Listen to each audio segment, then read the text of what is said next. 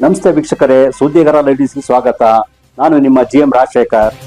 Coffee ನಾಡು ಚಿಕ್ಕಮಗಳೂರಿನ ಬಡವರ ಹಸಿವು ನೀಗಿಸುತ್ತಿದ್ದ ಅಕ್ಷಯ ಪಾತ್ರೆ ಇಂದಿರಾ ಕ್ಯಾಂಟೀನ್ ಈಗ ಜಾಗ ಬದಲಿಸಿದೆ. ನಗರದ ಐಜಿ ರಸ್ತೆಯಲ್ಲಿ ಸುಗಮವಾಗಿ ನಡೆಯುತ್ತಿದ್ದ ಕ್ಯಾಂಟೀನ್ ಅನ್ನು ನೂತನ ಬಸ್ ನಿಲ್ದಾಣದ ಕಾಮಗಾರಿಯ ಹಿನ್ನೆಲೆಯಲ್ಲಿ ಅನಿವಾರ್ಯವಾಗಿ ಸ್ಥಳಾಂತರಿಸಲಾಗುತ್ತಿದೆ. ಇನ್ಮುಂದೆ KM ರಸ್ತೆಯ ಶ್ರೀ ಕತ್ರಿ ಮಾರಮ್ಮ ದೇವಸ್ಥಾನದ ಎದುರಿಗಿರುವ ನಗರಸಭೆ ಮಳಿಗೆಯ ಕೆಳಭಾಗದ ಸೆಲ್ಲಾರ್ನಲ್ಲಿ ಈ ಕ್ಯಾಂಟೀನ್ ಕಾರ್ಯನಿರ್ವಹಿಸಲಿದೆ. ಈ ಬದಲಾವಣೆಯ ಕೆಲಸಗಳು ನಡೆಯುತ್ತಿರುವ ಕಾರಣ ಮಾರ್ಚ್ 25 ಮತ್ತು 26ರ 2 ದಿನಗಳ ಕಾಲ ಕ್ಯಾಂಟೀನ್ ಸಂಪೂರ್ಣ ಬಂದ್ ಆಗಲಿದ್ದು ಯಾವುದೇ ಉಪಹಾರ ಅಥವಾ ಊಟದ ವ್ಯವಸ್ಥೆ ಇರುವುದಿಲ್ಲ ಎಂದು ನಗರಸಭೆ ಪ್ರಕಟಣೆ ಹೊರಡಿಸಿದೆ.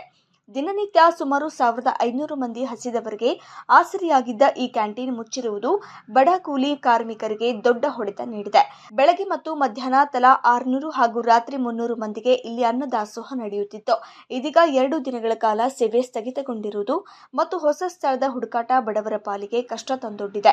ಆದರೂ ಮಾರ್ಚ್ 27ರಿಂದ ಹೊಸ ಜಾಗದಲ್ಲಿ ಎಂದಿನಂತೆ ಸೇವೆ ಆರಂಭವಾಗಲಿದ್ದು ಸಾರ್ವಜನಿಕರು ಸಹಕರಿಸಬೇಕೆಂದು ಪೌರಾಯುಕ್ತರು ಮನವಿ ಮಾಡಿದ್ದಾರೆ.